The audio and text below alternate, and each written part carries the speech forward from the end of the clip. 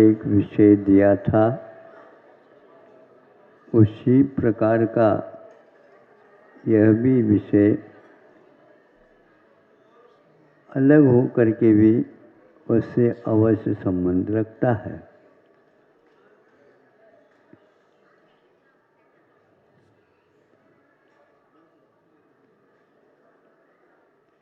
यह एक लेख पढ़ा था,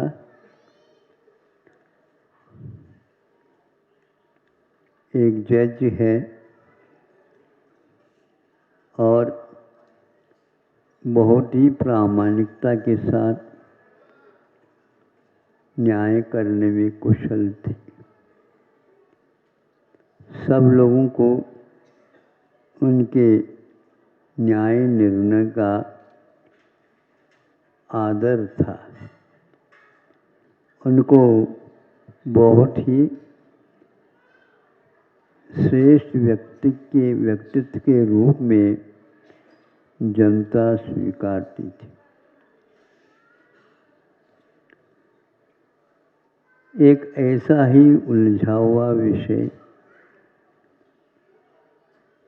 उसके सामने आता है। उसके विषय में उसने काफ़ी परिश्रम करके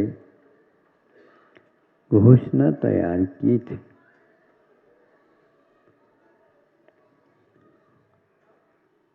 जब वह घोषणा के लिए उस स्थिति पर पहुंच जाता है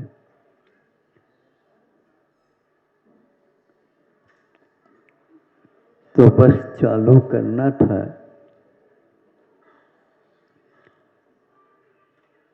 उसके स्मृति में वह कोई भी घोषणा रही। आप सुन रहे हैं? सावधानी से सुनिएगा।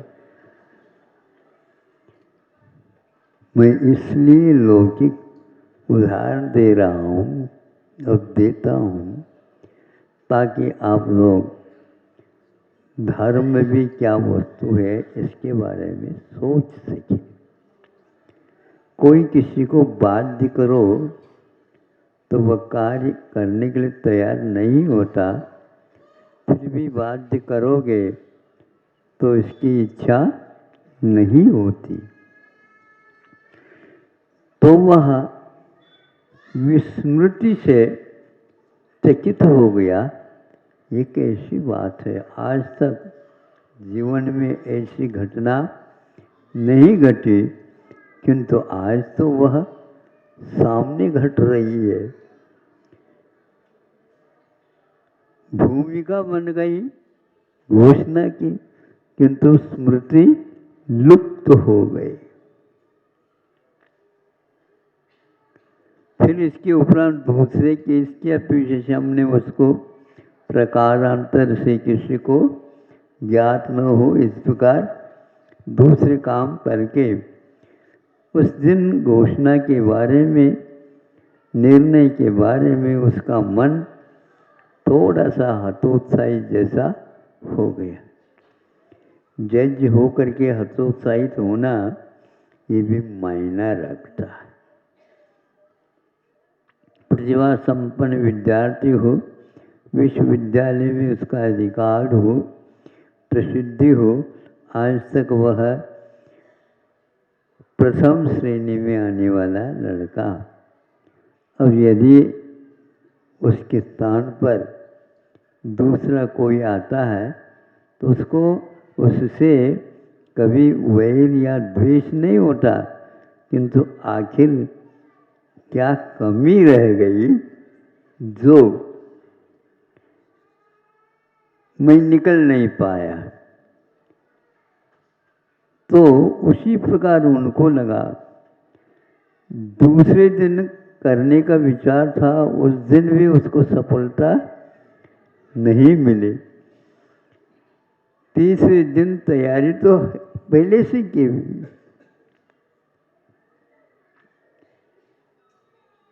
उस दिन भी जाता है तो उस दिन भी उसको विस्मय होता है, स्मृति भंग होती है।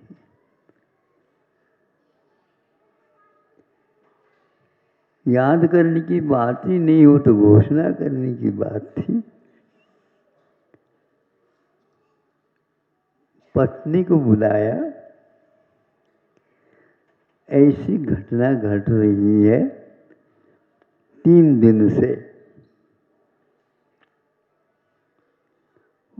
पत्नी तो वकील भी नहीं और जजमेंट देने की तो बात ही नहीं। लेकिन वो कहती है, हम किताबी जानकारी नहीं लगते, लेकिन आप लोगों को समझ में आना चाहिए, संसार में कार्य होते हैं, अनेक कारण अपेक्षित होते हैं। केवल आप उस ज्ञान को ही मत समझो, उस ज्ञान को कोई भी रोकने वाला भी हो सकता है। तो क्या है, आपको क्या मालूम पड़ा? तो उसने कहा ऐसा होता है। सामने वाला व्यक्ति भी अपना अंतरंग से, वो इंग्लिश नहीं जानता, हिंदी नहीं जानता, वो नहीं जानता, बिल्कुल ठीक है, लेकिन ये जानता है मैं झूठ नहीं हूँ। बात समझ में आ रही है?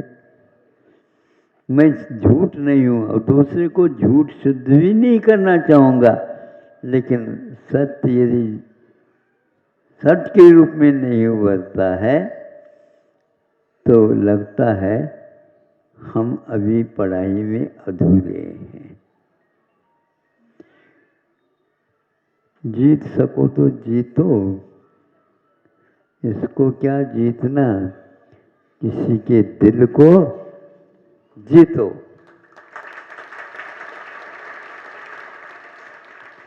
हमारी विजय और हमारी हार ये निश्चित है। ऐसे घने कर्म किए हैं, सघन कर्म हैं, इसमें कोई संदेह नहीं, किंतु उसके विपाक के बारे में जब सोचते हैं, ग्रंथों के प्रति अपने आप ही बहुमान हो जाता है। वर्षों पूर्व केवली भगवान ने, तीर्थंकरों ने घोषणा की, आज भी वह परंपरा से, आचारों से होते हुए हमारे सामने विद्यमान है। बहुत आस्था के साथ आप लोग यहाँ पर शास्त्र दान की अपेक्षा से सोचते हैं। क्या सोच रहे? नहीं, जिनवानी है यह जिनेंद्र भगवान के द्वारा बताया हुआ मार्ग है। इसमें कोई भी कमी नहीं है, ये विश्वास करना ही बहुत बड़ा पुरुषार्थ।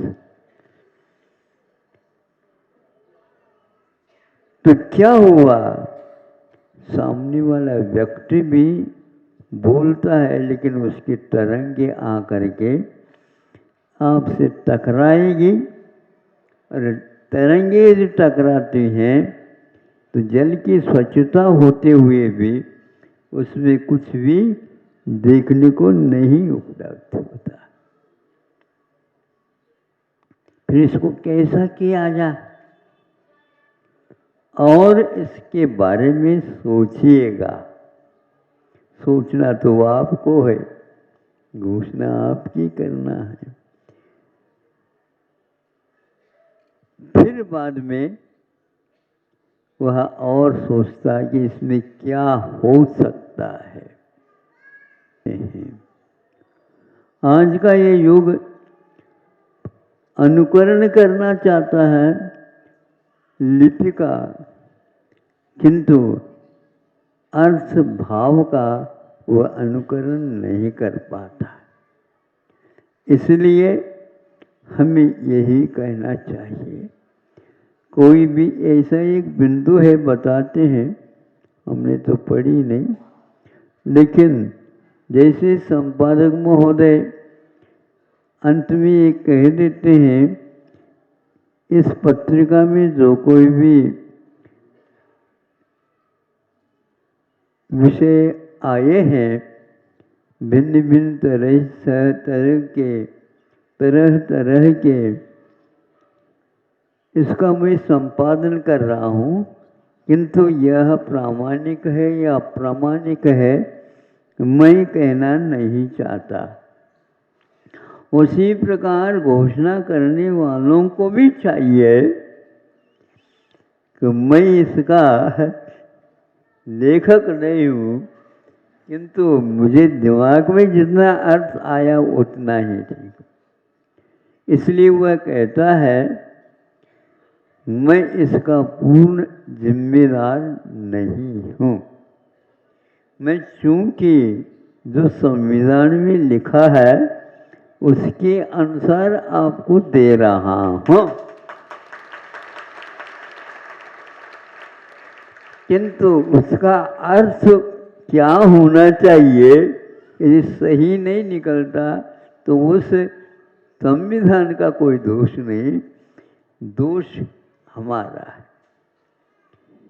ऐसा ये कहता है तो सामने वाला भी सोच सकता है यह भी एक व्यक्ति आखिर छद्मस्त तो है, पूरा ज्ञान तो रखता नहीं, रख सकता नहीं, तो फिर ऐसी घोषणा नहीं करे। मैं छाती पर हाथ रख करके कूट कूट करके कहता हूँ मैं जो कह रहा हूँ वह अंतिम है। नहीं, आपका तो अंतिम तक पहुँचना तो बहुत कठिन है, अभी आप सेमीफाइनल में भी नहीं गए। इसलिए यह हमेशा हमेशा विश्वास रखने वालों को उद्देश्य के अनुसार ही देशना होती है, ऐसा समझ करके ही चलना चाहिए। फिर भी यही कहता हूँ हर एक न्यायालय में गवाह की अपेक्षा होती, जो वहाँ पर उपस्थित रहे या न रहे फिर भी गवाह तो पहले चाहिए। अब है हाँ, तो उसको आपको, किंतु उसका भी अर्थ बहुत गंभीर है और उसको रटाया जाता है। ये समझे, मैं कुछ नहीं जानता, मैं कुछ नहीं जानता, मैं कुछ नहीं जानता। तुम थे क्या नहीं वहाँ पर? हम थे तो, लेकिन मैं कुछ नहीं जानता, मैं कुछ नहीं जानता, ये उसको रटाया जाता। ये इसलिए आवश्यक है, जमानत के लिए बड़ी आवश्यकता होती लेकिन वह जमा करके किया जाता है। इस आधार पर यदि निर्णय होता है तो आप ही समझ लो उसमें कहाँ तक